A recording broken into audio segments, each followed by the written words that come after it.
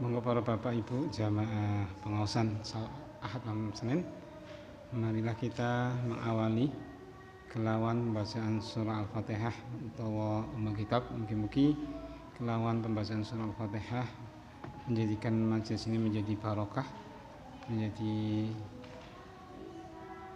mendapatkan ridho dari Allah Subhanahu wa taala.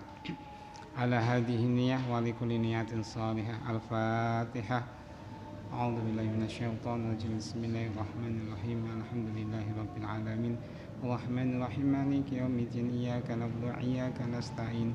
Ihdinas siratal mustaqim. Siratal ladzina an'amta 'alaihim ghairil maghdubi 'alaihim waladdallin. Amin. Assalamualaikum warahmatullahi wabarakatuh. Alhamdulillah alladzi bi ni'matihi tatimmus shalihat. Asyhadu an la ilaha illallah wahdahu la syarika lah. Asyhadu anna Muhammadan abduhu wa rasuluh la nabiyya wa la rasula ba'dah. Wassalatu wassalamu ala asrafil anbiya'i wal mursalin imamil muttaqin nabiyina Muhammadin sallallahu alaihi wasallam wa ala alihi wa sahbihi ajma'in. Wa qala Allah ta'ala fil Qur'anil Karim, a'udzu billahi minasyaitonir rajim. Ya ayyuhalladzina amanu taqullaha haqqa tuqatih wa la tamutunna illa wa antum muslimun. Wa qala Nabi sallallahu alaihi wasallam, ittaqillaha haitsu ma kunta wa adbi sayyi'atal hasanah tamhuha wa khaliqin nas bi khuluqin hasan. Rabbi shrah li sadri wa yassir li amri wahlul 'uqdatam min lisani yafqahu qawli. Amma ba'du, dumateng para rawuh, para bapak, para ibu rahimakumullah ingkang kawula hormati sedaya, pengaosan malam Senin wonten Masjid At-Taubah, mugi-mugi sedayanipun pikantuk rahmah saking Allah Subhanahu wa taala, pikanto maghfirah saing Allah Subhanahu wa taala, bakin pikanto ridha saing Allah Subhanahu wa taala. Amin ya rabbal alamin. Salawat ubi salam kita sampaikan kepada Nabi Agung Muhammad sallallahu alaihi wasallam, sumrambah wonten keluarganipun, para sahabatipun, Pak insyaallah sedaya kaum muslimin ingkang berusaha kangge nglampahi sunnah beliau. Mudah-mudahan tergolong umat beliau yang mendapatkan syafaat beliau. Amin ya rabbal alamin. Para rawuh hadirin wal rahimakumullah, wonten dalem menika melanjutkan tentang bagaimana kita memahami salat yang diperintahkan napa dening Kanjeng Nabi Muhammad sallallahu alaihi wasallam, sebagaimana sallu kama raaitumuni usolli. Sallu, salatlah kamu sekalian, padha nglakoni salat kalian kama kaya dene raaitumuni, sira kabeh ningali ndelok ing ingsun usolli ketika kawula nglakoni salat. Iki perintah Kanjeng Nabi ketika masalah salat. Bagaimana konsep salat itu adalah perintah Kanjeng Nabi sebagaimana disabdakan kepada para sahabatnya. Sallu awalnya itu adalah disebutkan kepada para sahabat beliau, ya kan? Sallu, salatlah kamu sekalian, ya. Kama kaya dene kaya seperti raaitumuni kaya sira kabeh ningali ni ing ingsun usolli hale ingsun nglakoni salat. Nah, jadi kalau kita ingin melihat salatnya Kanjeng Nabi adalah bagaimana para sahabat pun melaksanakan salat. Makanya riwayat-riwayat ingkang kita sampaikan wonten dalam menika dan selanjutnya niku adalah tidak lepas dari informasi para sahabat. Nggih. Dan karena sahabat itu kata kadang-kadang nggih ana sing nyampaikan lengkap, wonten sing nyampaikan tidak lengkap. Bahkan sampai nanti sampaikan wonten kita kadang-kadang beritane campur. Ana sing beritane digawe-gawe karena apa? Saya menyampaikan itu panjang, wonten sing hadisnya macam-macam, akhirnya ceritanya ana sing dhaif, ana sing palsu dan sak benten-bentenipun. Nah nika para rawuh ingkang rahimakumullah, pada malam hari ini melanjutkan pada kaifiatus salat Kanjeng Nabi sallallahu alaihi wasallam, yakni tentang bagaimana ketika kita sampai bacaan basmalah di dalam mengawali surah Al-Fatihah di dalam salat kita. Namun sebelumnya kami sampaikan ini lembaran fotokopi ingkang panjenengan pikantuk, monggo itu bisa dihafalkan di rumah untuk bisa dihafalkan sebagai doa harian kita, yakni tentang kafaratul majelis. Jadi ada beberapa doa kafaratul majelis, satu di antaranya yang sudah kita kenal, sudah ma'ruf, subhanakallahumma wa bihamdik asyhadu alla ilaha illa anta astaghfiruka wa atubu ilaik. Tetapi wonten hadis malih niki ya, kafaratul majelis niku ingkang jenisnya mekaten. Ingkang sampun kawula sampaikan wonten minggu ingkang kepengker. Ampun nggih? Nggih, ini doanya panjang niki nggih. Monggo, Pak.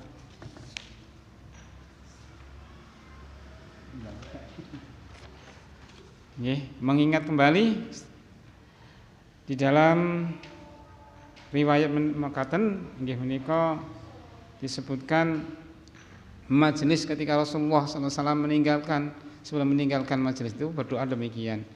Allahumma qsim lana min khasyatika ma tahulu bihi bainana wa baina ma'asik. Ya. Allahumma ya Allah, duh pangeran ingsun.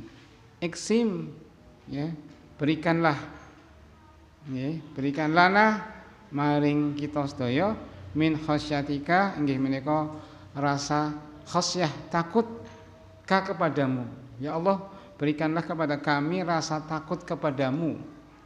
Matahulu bihi, dengan takut itu sebagai matahulu, sesuatu yang membentengi dengan khasyah tadi, bainana, di antara kita, wa baina ma'asik, dan di antara bermaksiat kepadamu. Nah ini kemarin sudah kita sampaikan. Jadi kalau kita pengen menjauhi dari berbuat maksiat itu, kata lainnya kedah kita punya rasa khasyah. Khasyah ini kenapa? Wedi. Selagi manusia itu tidak punya rasa khasyah, ya wis melakukan maksiat gampang. Ya, baik dalam keadaan ramai apalagi sepi, pasti melakukan kemaksiatan. Ya macam-macam lah kemaksiatan itu. Itu intinya apa? Masalahipun mboten gadah rasa khasyah, takut dumateng Allah Subhanahu wa taala. Ini kata kunci yang pertama. Ingkang selanjutnya, wa min ta'atika ma tuballighuna bihi jannatak. Ya Allah, paringi, anugerahkan min ta'atika, untuk taat kepada panjenengan, ma tuballighuna, karena dengan ketaatan itu sesuatu yang bisa menyampaikan, yang mengantarkan pada kita, bihi, dengan taat itu, jannataka, kepada surgamu. Jadi dengan ketaatan ini kita akan diantarkan oleh Allah mendapatkan surganya Allah Subhanahu wa taala. Bapak Ibu rahimakumullah, mestine nggih kita remen, senang, bahkan memang harus gitu menginginkan satu kenikmatan yang abadi, yakni surganya Allah Subhanahu wa taala. Carane pripun? Carane nggih menika taat dumateng Allah Subhanahu wa taala. Kata kuncinya apa? Taat.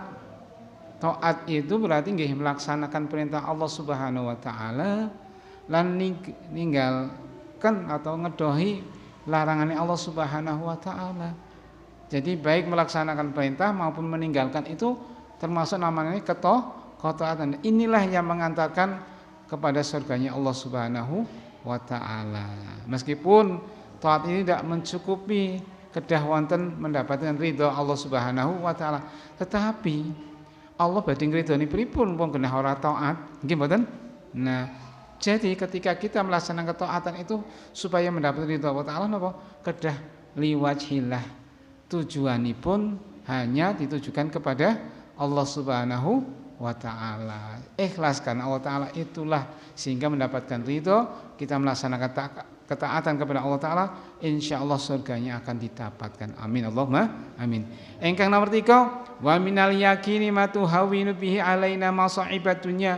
Wa minal yakini, lan sanging keyakinan, kemantepan, ma tuhawinu bihi, dengan keyakinan itu bisa menjadi enteng, ma tuhawinu, perkara ingkang ngentengi bihi kelawan yakin itu alaina ing atase kita masaibad dunya ing pira-pira musibah dunia. Jadi dengan keyakinan ini insyaallah Allah akan memberikan satu ujian, tetapi dengan keyakinan maka menjadi ringan. Ketika kita ditimpa apapun ya dengan yakin masaibad dunya, sesuatu musibah dunia itu kalau yakin ringan. Orang Rasulullah ora putus asa apa meneh sampai napa nika bunuh diri, ndak ada. Kan memang itu semua sampun sepengertase apa Allah Subhanahu wa taala, sampun ilmune Allah taala, takdir Allah taala sampun sebelum kita diciptakan oleh Allah, Allah sudah siapkan itu semua. Cuma kita niku mboten ngertos posisinya bagaimana. Gitu. Amila wa minal yakini, dengan dianugerahi keyakinan maka apapun dunia yang kita hadapi itu ringan. Karena kita bersandar ke Allah Subhanahu wa taala, nggih. Jadi tidak ada kata istilah Rasulullah, bahasane sing nemen-nemen nggih. Nek Rasulullah wajar lah, tapi orang terlalu mendaki-daki, orang terlalu nemen-nemen sehingga sampai putus asa, bahkan nuwun sewu sampai bunuh diri, tidak ada. Ya. Iku nggih, ini. Jadi tidak ada kata yang berat kalau kita mau yakin itu adalah semuanya semata-mata sayangnya Allah Subhanahu wa taala. Ingkang selanjutipun nggih inggih menika Allahumma mati'na bi asma'ina, ya Allah karuniakan kepada kami bi asma'ina dengan pendengaran kita. Ini dengan pendengaran yang kita sehat ini mudah-mudahan Allah ridhoi dengan senantiasa mendengarkan hal-hal yang sae-sae, mendengarkan bacaan Al-Qur'an, mendengarkan nasihat makaten ya. Wa absarina, dan pandangan kita mudah-mudahan dengan Allah berikan kesehatan pada mata kita, kita gunakan untuk membaca Al-Qur'an, untuk membaca yang baik-baik ya. Termasuk membaca napa ini ayat-ayat Allah ingkang tercipta. Alhamdulillah saben esuk kok matahari keluar.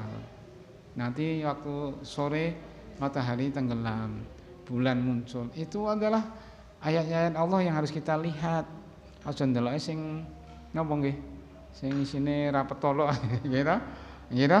Insyaallah niku nggih. Nah, panjenengan sing mripate tasih sehat gunakan membaca Al-Qur'an. Ya, dengan baca Al-Qur'an maka menjadikan mata kita, menjadikan bukti kita adalah umat Muhammad sallallahu alaihi wasallam. Nggih. Sregep nggih Bu nggih. Nggih alhamdulillah sregep aja den bulan Ramadan tok Bu nggih.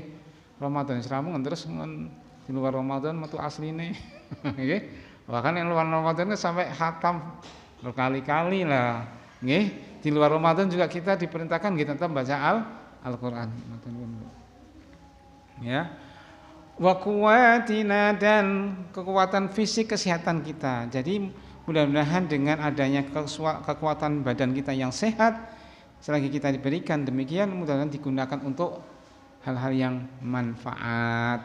Kita sehat ya datang untuk ngaji, kita sehat diberikan untuk ibadah sholat, yang bermampu ya alhamdulillah bisa melaksanakan ibadah haji, ibadah umroh, itu semua sekali lagi karunia Allah taala, nggih, kesehatan. Sebab menapa nek wong jenenge sehat itu regane larang, nggih. Tetapi kadang-kadang mboten emut sing jenenge kesehatan kaya-kaya ora ana nilene, nggih. Sing jenenge nilai kene ana duit. Nah, duit ya wis penae kaya penak kabeh. Padahal nggih, ya walaupun duitnya sederhana gitu, artinya sederhana ndak banyak lah, tetapi sehat itu luar biasa nikmat. Coba duitnya akeh lebu rumah sakit nggih mboten ora penak kabeh, turune kasure luar biasa, disetelke AC sak kamar dhewean, TV-ne gedhi, tapi ora penak mboten saged tilem coba nggih sakit. Diparingi daharan gedhek totok, padahal tinggal dahar totok bisa gedhek. Nggih mboten? Nah, itulah sehat itu betul-betul.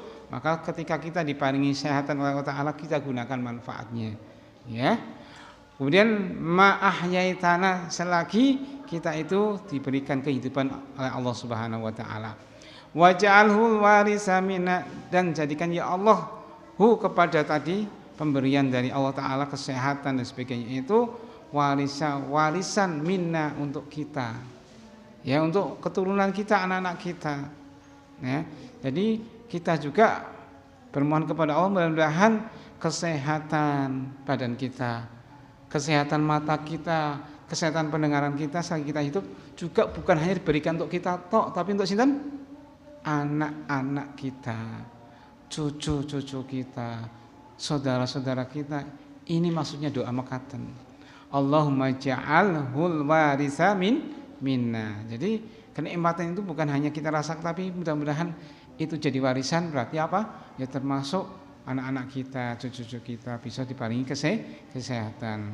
Wa ja'al sa'rana 'ala man zalamana. Ya Allah, jadikan sa'rana inggih engkau balasan kepada kami 'ala man zalamana atas orang yang mendolimi kita. Ini kayaknya doanya kaya mboten sae nggih.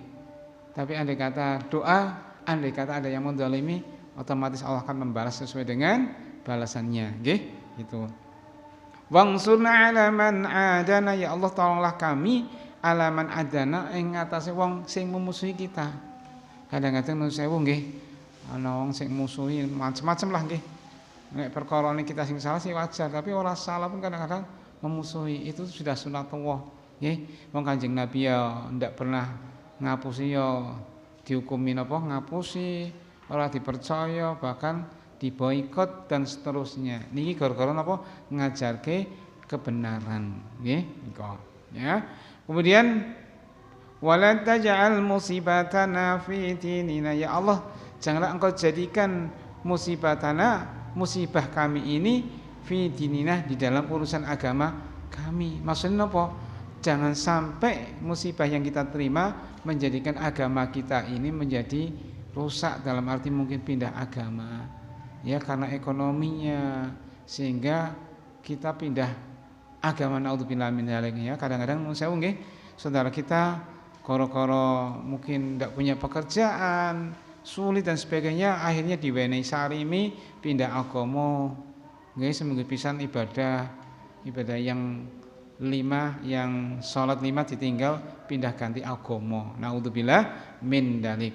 Wala taj'alid dunya akbara hammina, ya Allah, dan janganlah engkau jadikan dunia ini akbara hammina, sebesar-besar daripada keinginan dan cita-cita. Jadi dunia itu bukan yang utama. Ini memberikan isyarat dunia itu bukan utama. Itu doanya Kanjeng Nabi, wala taj'alid dunya akbara hammina, jangan engkau jadikan dunia ini setinggi-tinggi yang luar biasa tentang keinginan dan cita-cita kita. Jangan. Ini jenengan nek pengen gada cita-cita aja dunya yang jadikan utama. Tetapi napa? Akhirat. Nek dunya niku dibatasi no saya Bapak Ibu rahimakumullah. Ya, kita usianya antara 60 70 kalau mengikuti sunnah Nabi gitu. Nanti dunia banyak, kira-kira apakah akan dibawa semua? Nah, kalau orang yang betul-betul hubud dunia, ya seakan-akan tidak pernah akan meninggal selamanya, tapi ingat umur akan sampai di situ dan dunia itu tidak akan dibawa. Kalau sudah tidak akan dibawa sehingga berpikir, oh iya, apa yang harus saya siapkan. Nah, oleh karena itu berarti supaya dunia itu menjadi teman yang sejati, maka dunia ini dimanfaatkan untuk beramal soleh, ya, diinfakkan, disodakohkan.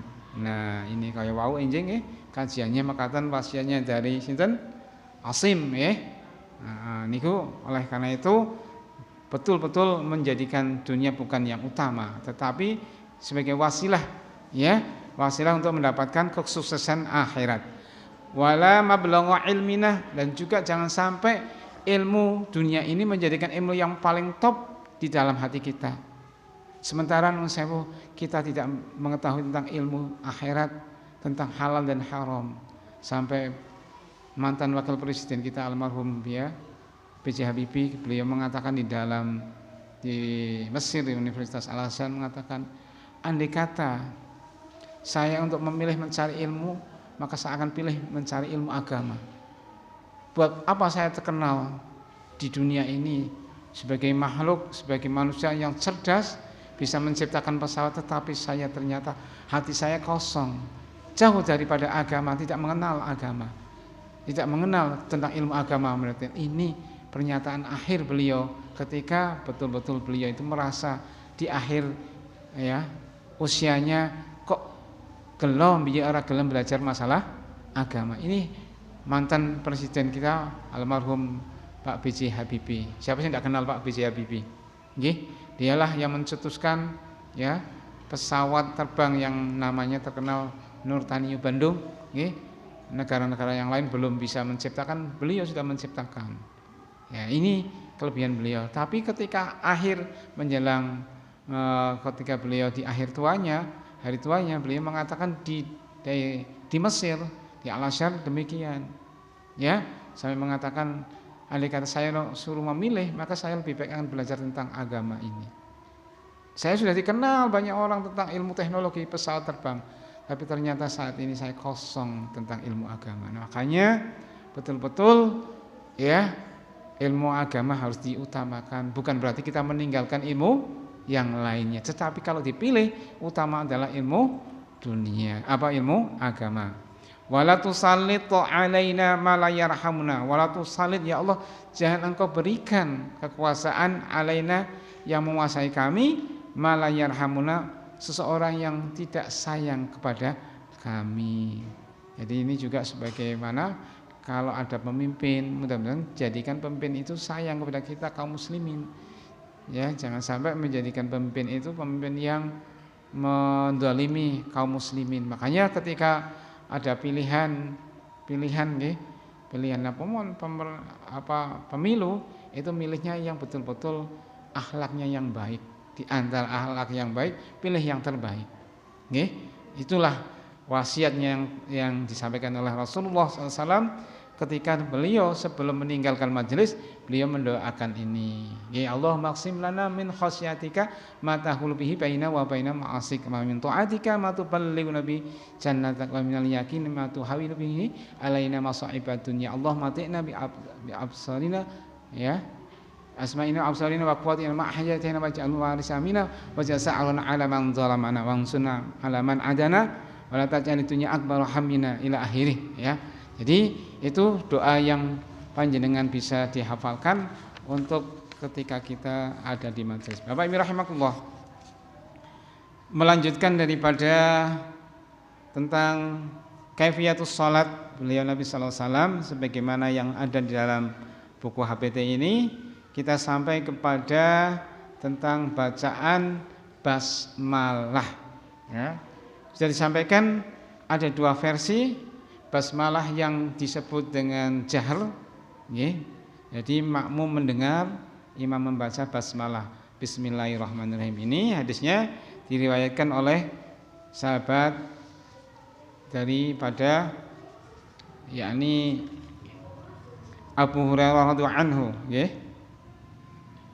Ini yang kedua adalah dari sahabat ya.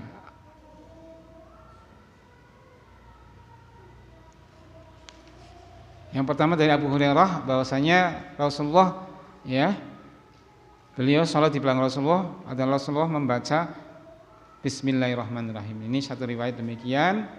Kemudian dari riwayat yang lain ya adalah dari sahabat Aisyah radhiyallahu anha ya, beliau mengatakan Rasulullah SAW itu mengawali salat dengan takbir dan mengawali dengan bacaan Alhamdulillahirabbil alamin. Nah, ini menunjukkan memberikan isyarat tidak disebut Bismillahirrahmanirrahim. Ya. Jadi riwayat yang lain yakni dari tadi sahabat Abu Hurairah bahwa beliau salat di belakang Rasulullah itu Rasulullah membaca Bismillahirrahmanirrahim. Demikian ya. Tetapi riwayat yang lain dari sahabat Aisyah radhiyallahu anha adalah Rasulullah mengawali salat itu dengan takbir, kemudian membaca Alhamdulillahirabbil alamin. Terjadi perbedaan. Lanjut, nih. Kemudian dari riwayat yang lain dari Anas bin Malik juga sama, bahwasanya saya salat di belakang Rasulullah SAW, Abu Bakar, Umar dan Utsman, maka saya tidak mendengar seorang pun di antara mereka yaqra Bismillahirrahmanirrahim. Tapi dari yang ketiga ini kata Anas bin Malik, saya itu sholat di belakang Rasulullah Abu Bakar, Umar dan Utsman, saya tidak mendengar satupun di antara mereka membaca Bismillahirrahmanirrahim. Berarti ini seakan-akan tidak membaca Bismillahirrahmanirrahim. Perbedaan. Tetapi perbedaan ini di dalam buku ini diterangkan mengapa adalah cara menyatukannya adalah berarti diriwayatkan dari sahabat Aisyah itu sudah jelas jahar, tetapi dari sahabat Abu Hurairah itu jahar, dari Aisyah dan juga dari Anas, maka itu bacaannya basmalahnya secara sir. Sir itu berarti tidak terdengar. Sir. Boleh juga berarti bacaannya secara jahar. Ini cara menggabungkan dua hadis yang terjadi perbedaan. Ya. Jadi kalau bacaan yang pertama kata Abu Hurairah itu Rasulullah bacanya Bismillahirrahmanirrahim genah, ya jelas. Tetapi dalam riwayat daripada Aisyah dan Anas, Rasulullah seakan-akan membacanya langsung Alhamdulillahirabbil alamin. Tetapi bukan berarti tidak membaca Bismillahirrahmanirrahim, tetapi bacanya secara sir.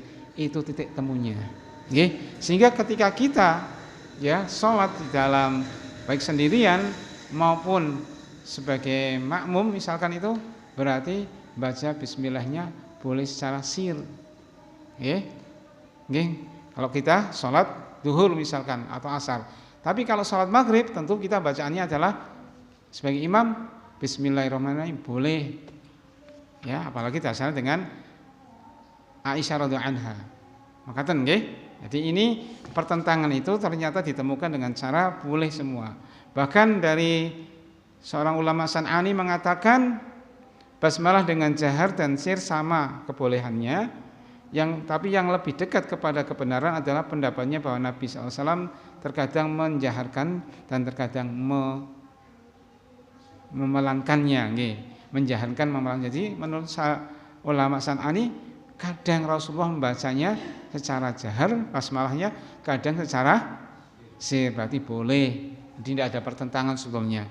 Ini cara menyatukan hadis-hadis yang ada perbedaan. Pun rampung niku nggih, rampung. Monggo baca sir boleh. Sehingga kalau kita ana imam kok orang baca bismillah, ojo kaget. Nggih, ampun kaget berarti bacanya secara sir. Paham nggih? Nah, ojo nang kono imame orang baca bismillah ora sah, orang ngerti ilmune. Nggih. Nah, ini dengan adanya hadis ini berarti hadis daripada Anas dan juga hadis daripada Aisyah, maka adalah bolehnya membaca secara sir. Gitu Pak, Bu, rahimakallah. Selanjutnya setelah membaca basmalah ini pindah kepada cara membaca surah Al-Fatihah. Ya. Apa membaca surah Al-Fatihah? Bagaimana bacaan surah Al-Fatihah? Beliau ketika salat Rasulullah SAW, maka dari sahabat Qatadah qala su'ila Anasun kaifa kanat qira'atun Nabi sallallahu alaihi wasallam faqala kanat madda summa qara bismillahirrahmanirrahim yamudu bismillahirrahmanirrahim wa yamudu bir ar-rahman wa yamudu birrahim. Dari Qatadah Anas bin Malik ditanya bagaimana bacaan Rasulullah SAW, maka Anas mengatakan kanat ono apa bacaan Kanjeng Nabi iku maddan macane dawa. Jadi ketika baca Bismillahirrahmanirrahim Ummul Kitab itu bacaannya panjang.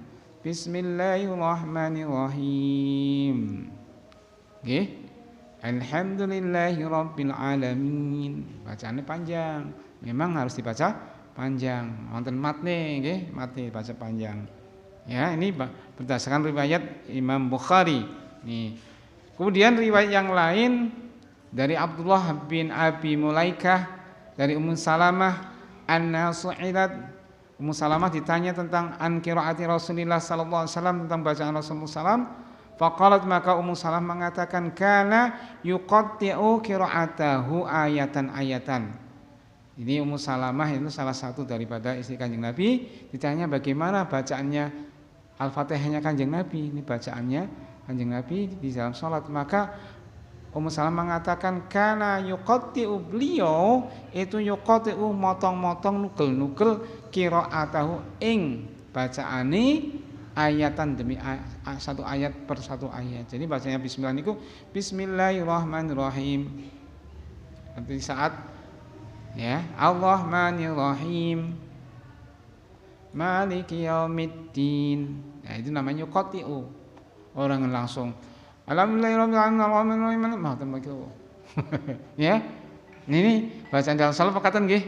Nah, berarti di luar salat juga bacanya ya aja dibaca tarian.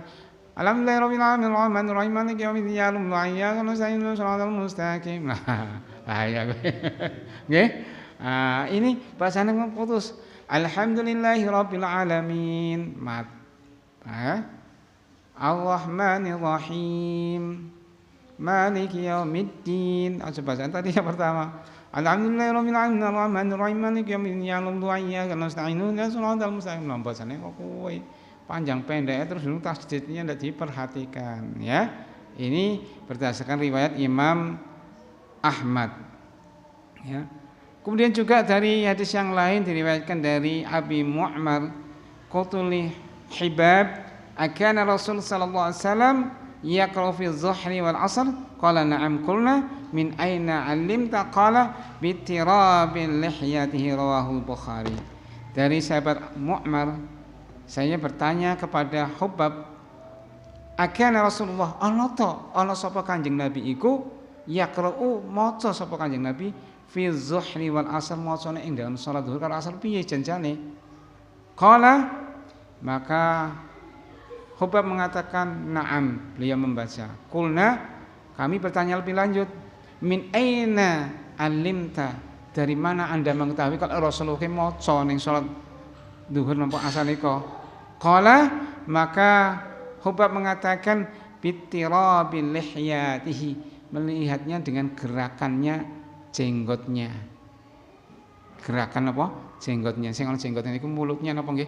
Nah, gerakannya berarti otomatis beliau itu membaca. Tapi bacanya bacaan keras berarti lah. Nah, ini menunjukkan beliau itu ketika sholat zuhur, sholat sing sir, sholat sing mboten kedengar itu ternyata maca. Aja anteng totok berarti. Nggih mboten? Nah, dilihat dari mana? Bi tirati lihyati, gerakan jenggotnya. Berarti ini satu Rasulullah berjenggot nggih. Ya, Rasulullah berjenggot.